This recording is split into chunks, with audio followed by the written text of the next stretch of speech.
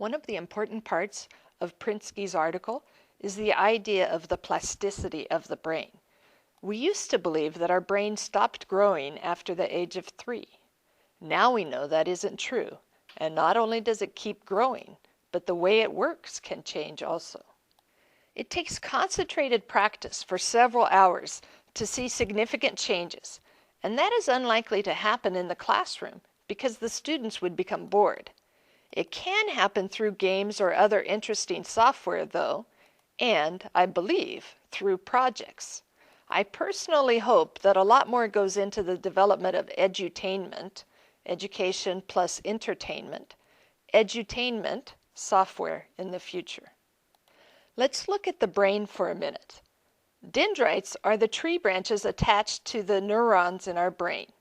If we have never heard of something before, then we have no dendrites associated with that subject. In the past, we have called such a person dumb or stupid. However, now we understand that they just haven't grown the appropriate dendrites or tree branches. Do you get that? It's not that they are stupid, but that they just don't have the dendrites related to that topic. It is difficult to grow new dendrites from nothing, which is why we do warm-up exercises and overviews before starting new topics. Or, in our case, pre-assessments. We can take dendrites that have grown in related areas and have them stretch over to the new neuron so that new branches can start growing there. The more we learn in an area, the more dendrites we have in that part of our brain. Practicing the same skills or related skills can help grow more dendrites. However, the practice needs to be real and focused, not just rotely repeated. The practice needs to be interesting and slightly more challenging each time.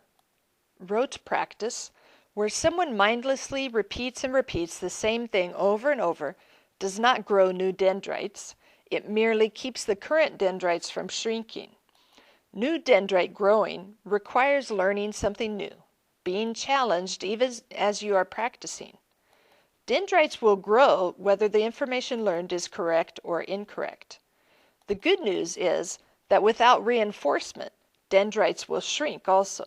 So if the bad information isn't repeated over and over anymore, then the dendrites will shrink. The way I teach this to my ESL students is that I tell them their brain is like rows of mailboxes. If you have learned something before, you have a mailbox for that topic.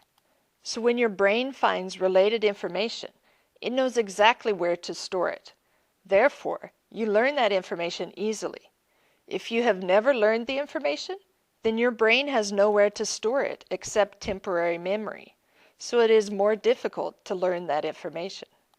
I explain to my students that by previewing reading, skimming titles, subtitles, graphics, captions, and conclusions, they can create some mailboxes so that their brain will know where to put the information they learn when they read it. Okay, returning to call and digital natives. The brains of digital natives are literally different from the brains of digital immigrants. They possess some amazing skills, like lightning-fast problem solving. Of course, they don't take time to think through all the options. Instead, they just try out their solution and see if it works or doesn't work. But as educators, if we can understand their strengths and weaknesses, we will be more effective at reaching them and assisting them in their learning instead of being a weight around their neck, slowing them down, and viewed as irrelevant.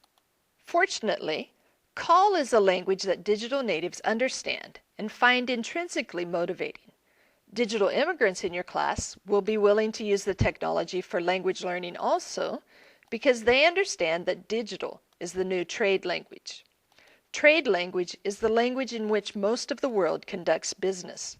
So call offers at least the opportunity to engage today's digital natives and immigrants.